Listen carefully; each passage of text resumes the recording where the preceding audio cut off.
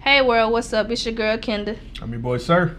Alright, we're here with 2020 Podcast. Today we're going to do a movie review on the Clark sisters. We're a little late, but we're definitely here to talk about it. So without further ado, you ready to discuss it? Let's do it. Okay, where do we begin? Man, before we even go into the story that's portrayed here, I want to give a shout out to Mary J. Blige. Definitely. Missy Queen Elliott, Latifah. and Queen Latifah. Yes. They produced this film for the Lifetime Movie Network, and I think it was cool. I think it was dope that they took the staple of gospel, that is the Clark sisters, Right. and gave them their just due. Right. About a 2-hour movie. I'm gonna be honest, it's a lot of ups and downs. It's a lot of drama.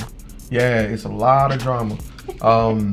I'm one of those people that I'm gonna be honest with you, I didn't go into this like, oh man, I'm gonna go watch the Clark sisters movie. I was just happen to be there and it was playing. I'm gonna be real with you. It was something I definitely had been seeing on commercials, so I was like, ooh, I grew up in church, so I knew who the Clark sisters were. I'm familiar with them.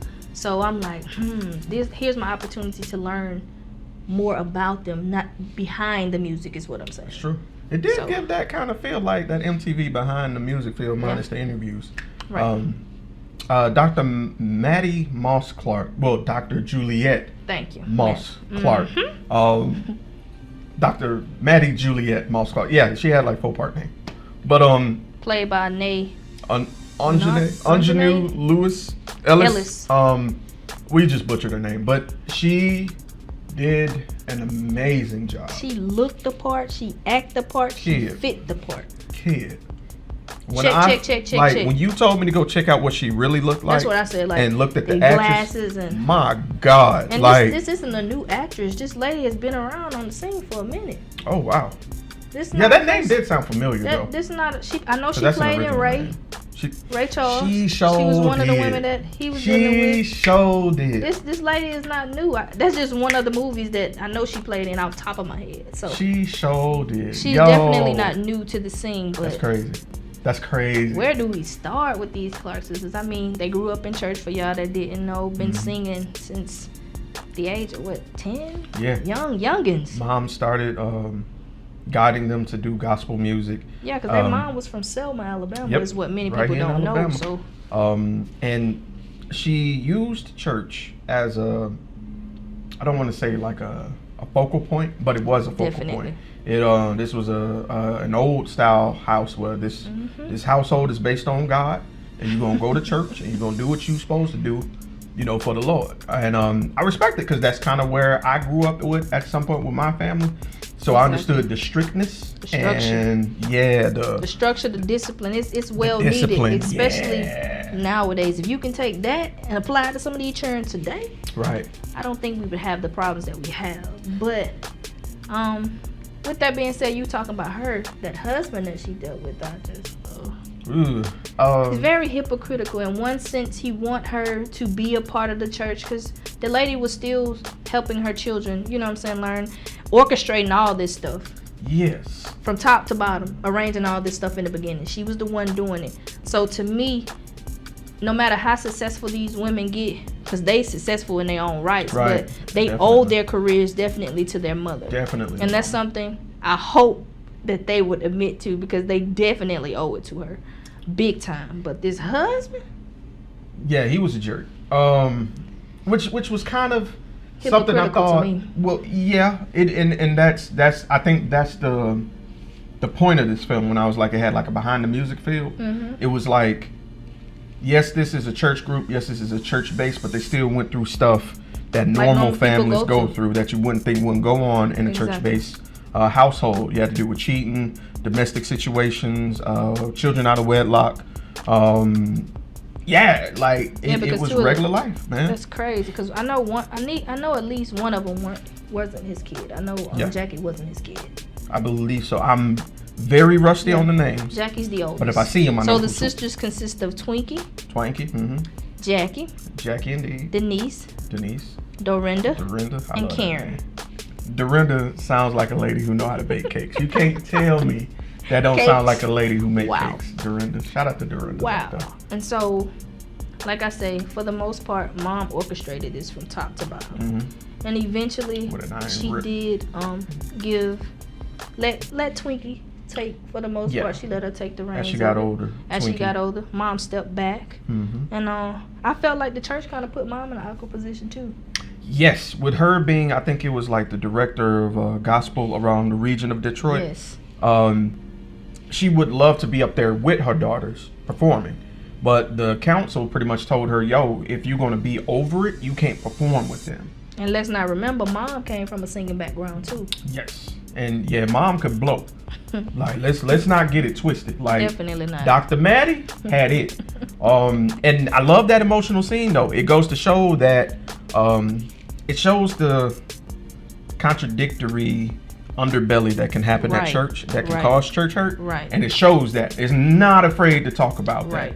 Because the one line she said that I was called to do this job just like you guys were. God put me in this position because it was my mission. It was my purpose. And you're trying to take that from me. And man, I felt that. And it goes into the topic of that misogyny kind of vibe still occurs even in church. And real life. Yes. You're juggling the two. So you got religion on one hand and you got real life. And so you're trying to pick, okay, well, religion says this, but this is what's going on in the real world. Yes. Who do I abide by? Right. That's walking a thin line, if you ask me. The following scene after that, when they, I forgot what service it was, but they had to go to perform. And she couldn't go with them? Yes. I think this was around one of the sisters had dropped off. And they were Jackie like, Mama, you coming? She was like, y'all go on ahead. And Dorinda, I love Dorinda in that scene. She was like, come on, Mama. And she was like, no, baby, y'all go. And she just would not go. She was like, She stood her ground, but I still think that was hard for her. She didn't say it. She was attached to her mama, man. And you saw that throughout the movie. I know that had to hurt. But I'm sure she would be honored, the way they went on and carried on. They still managed. Even though I did feel like Twinkie kind of messed up a few times in the movie, selling their catalog to get a car in certain scenes. I'm just like, Twinkie. And I think that talks about that's the negative side of coddling someone only in church. You have to give them a little bit of street sense. Because for you guys that didn't know, Twinkie was kind of the closest to the mom. She was always going on trips with mom, and anywhere mom would go, she pretty much was her right hand man. Yeah, she was a yes ma'am. Pretty much. She was basically a yes ma'am. Mama said do it. She Twinkie did. said okay. Now it came a point where she didn't want to do it no more. Twinkie got fed up. Like anybody would though. Because after a while, like we said earlier, Twinkie became pretty much the glue of the group. She was writing, she was producing, arranging, everything, composing, everything. Right. And that's a huge burden. Yeah, imagine. That's a weight, bro. You got siblings. You know how tough it is to get everybody to agree on something. I only got one, thank God. Just right. You know what I'm saying? But it's hard. Right. And it's just one. And it's a total of 4 at that time. Well, 5 in all, but 4 that's in the group. At that time. And it was like, bruh, like I did not envy her. And slowly but surely, what I liked about this movie, besides the jerkish dudes, it didn't have a clear cut like bad guy.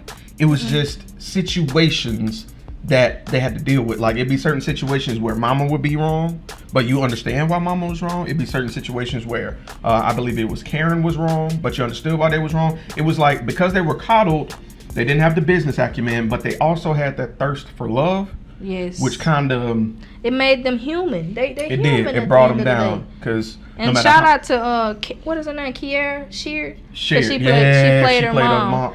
And we've never seen Kiki act. So do your thing, Kiki. She did that. So it was good to see her on the other side from the singing aspect, but actually acting. Yeah. So I mean, it was definitely a lot of emotional scenes. I will be honest though, there were a couple times where I was like, wait, what just happened? Because stuff got sped up a lot. Yeah, it did. It did speed up a lot because like. I feel like when their mom died though, like everything kind of took a turn for the. It sped up, but it took a turn for the worse at the same time, because it's like, I know Jackie had to feel off, Jackie and Twinkie, because Twinkie left in a way. To me, I didn't feel like Twinkie actually gave herself time to get to know the gentleman that she was with. Like so many of us, we treat relationship like cars, and so we jump in. get out one, get in another, get in one, get in. Like, pretty much that's kind of how I look at the logic of it. So, I mean, the gentleman that she went on ahead and married, she really didn't know much about the guy. And come to find out, when she left, mom was sick already, but mom didn't convey how sick she really was. Right. And I think it put more of a burden on the mother because Jackie was gone and Twinkie was gone, and she hadn't heard from her child. Can you just imagine how that must feel for a parent to have, I don't know, 5 or 6 kids, but to not be able to pick up the phone and call and see how they're doing? I don't know where they are. I'm hoping everything is okay, but I don't know. And then I'm battling my own health issues. Yeah, that has to be very difficult for anybody. I can only imagine. So I felt like that guilt definitely got to Twinkie. Oh, yeah. And it kind of reminds me, when I look at that movie, it's funny because it reminds me so much of the movie Imitation of Life. Because it makes you, I don't know, it kind of put things in perspective. Like, your parents are only here for a certain amount of time as well as anybody else. So you have to make the best with that person or with those people as much as you can, because tomorrow isn't promised. So when I look at that, I say, mom ain't gonna always be here. That's fact. Mom can't save me. Dad can't save me. Nobody can save me but me. But at the same time, the relationships, whatever I mess up at, you need to fix before it's too late. And it's never too late to fix. I just hate that those women didn't, like so many of us, don't get the opportunity to actually say our final goodbyes. And that hit home. Yeah. Because it put things in perspective. Like, my mom is still here. So fortunately, I have the opportunity to say, hey, I'm sorry. Hey, I need to fix this. Hey, I need to do that. I don't want to wait till she's dead and gone to change the things that I need to change now while she's here. That's a good point. So I definitely was like, whoo. But I definitely got the Invitation of Life vibe, like, when it came to that. And Jackie, she had some nerve to come in there. Bruh, that my mama, bruh. And the way you left, like, the way you left the group, and then you had the audacity to come back and just, I wish my sibling would come in there and act a fool at my mama's funeral. Is you crazy? We not doing that. You seen what Dorinda said? No, that was Dorinda and Karen. Was like, right. They was really the fight. Man, she was about to scrap outside that car because she wanted to ride with them in the car. But where have you been? But where have you been? She just showed up out of all these years. She just showed up and walked in and made this dramatic entrance at a funeral. Like so many of us do. Us coloreds, I'm saying. Really? I'm saying we do that. That does bring out the worst in people. Right. I get what you're saying. But yeah, she showed up there, went to the front. With her 7 children, her 7 sons. 7, out of wedlock, what she proudly said at the church. That's not okay. And I mean, I get it. You can't. No, I'm not saying you're supposed to hide your kids. It was just. No. Now's not the time to do that. This is a funeral for Dr. Moss, yo. Like, chill. And yeah, it was just an interesting blow up. There were also a couple other things that were glossed over. I didn't like how I think it wasn't Twinkie. Who was that went in for gastric surgery and went into a coma? Karen, who is also like one of the babies. I think she is the baby actually. She went into a coma, but she came out. But it was so. It happened so fast. Quick. Like, I didn't even have time to really know what was going on. It literally went like this. And this is my only criticism. They were sitting there in the waiting room, and she was talking to her husband. Shout out to her husband. He was dope. I was glad to see a positive male figure. Exactly. In this movie. Well, Dorinda husband wasn't a bad guy. But he wasn't as spiritual as Karen's right. husband. You know what I'm saying? He was like forefront, like, gotcha. Especially in the end chapter. Like, he kind of made sure everything was still going. But anyway, they were sitting there talking about it, and he was like, baby, do you still want to do this? She was like, I want to do this for myself. I was like, go do it. Because it's somebody who experienced that. I totally get it. Love yourself and do for you. They said, she ain't waking up. And the doctor was like, she might not make it. And then he went in there, prayed, and then next thing you know, he talked to the doctor and said she's going to make a full recovery. This was like in the span of like less than 5 minutes. Right. So I'm like, that's okay. Your only critique? Huh? That's your only critique you would say? That and the gentleman who approached Twinkie, her husband or whatever, who she left with, it was so obvious that he was a scumbag. I feel like they laid it on really thick to make it known that he was a scumbag. He pushed her mom. Before that, like in the hallway talking to her, Oh yeah. That felt like the most rushed relationship I've ever seen in my life. Hey, what's your name? Why's your middle name that? Really? You want to go on a date? Okay, let's go and move. Like, I was like, bruh, like, that's too, like, can we get some breadcrumbs? Make me wonder if he's a dirtbag or not. But you didn't have to, because he didn't waste no time. He didn't waste any time. Like, he didn't give me no suspense. But that's my only critique on it. Everything else was dope. The ending chapter was a really feel-good moment to see. The transition from the original, from the characters that played into the original, was dope to me too. And how they got there, just the husband reaching out to them, going to sitting down with them, like, yo. Because Twinkie wouldn't. Once the mom had died, right? She went into this like depression field. Yeah. So it took a minute. It took a minute to get her back there, but Karen's husband actually did step up and try to make sure and get them back on course, which is because Karen had a new song. It was like, yo, Twinkie, we want you to do this for us. Right. Get everybody back together. She was like, nah, but you know, they pulled through, and at the last minute, Twinkie made peace. Which is the most important thing. Yeah, she finally made peace with, you know, the loss of her mom, and then they put on this performance, and the performance transitions to the actual sisters. And did think the little pausing pose thing was a little weird. I was like, they're just being still. Why are they being still? Right. But I liked the concept. The concept was dope. It just caught me off guard. But it was a dope movie. It was. It was always good to be able to see. Like I said, we're so used to the I haven't seen like the R&B, I would say the Jackson 5. This is up there for us. The 5 Heartbeats. Right. That, yeah. So it was good to see that again with a female edition, because you don't see have it a women's version. Right. You know what I'm saying? So yeah, it was definitely dope. A must watch. I think so for the culture. If you're a gospel fan, you know who the Clark sisters is. If you don't know who they was by name, you know their music. Right. I guarantee you know one of their church songs. Because when I heard Hallelujah, Hallelujah, Hallelujah, I was like, oh. That's them. Shout out to Kanye for sampling that. Right. But yeah, I enjoyed it. I think it's a dope watch. I definitely did too. If you're a gospel music fan, this ain't even a question. Right. Fan or no fan, gospel or not. I mean, it just opposed the question, like I say, religion versus real life, man. It's like.